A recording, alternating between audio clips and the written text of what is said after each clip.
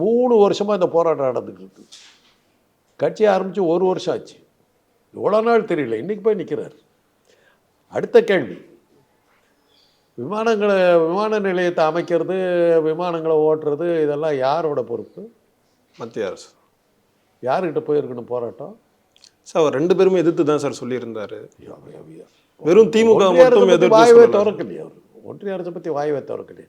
மாற்று இடங்களை கொடுங்கள் மத்திய அரசுக்கிட்ட சொல்லணும், இந்த இடத்துல வைக்காதீங்கன்னு சொல்லணும். டங்ஸ்டன் இது வருதுங்க, சுரங்கம். சட்டமன்றத்தில் தீர்மானம் நிறைவேற்றிட்டாங்க. இன்றைக்கு ஒன்றும் இன்னும் மத்திய அரசு பதில் வரலையே. 3 வருஷமாக நடக்குதுன்னா என்ன அர்த்தம்? 3 வருஷமாக தமிழ்நாடு அரசு அதுக்கு அனுமதி கொடுக்கல. அதனால தான் 3 வருஷமாக போராட்டம் நடந்துக்கிட்டே இருக்குது. கொடுத்துருந்தா ஏர்போர்ட் வந்துட்டுருக்குமே, வரலையே. 3 வருஷமாக எடுத்துக்கிட்டு நிற்கிதுன்னா என்ன அர்த்தம்? இவங்க அனுமதிக்கலை, அவ்வளோதான் மேட்ரு.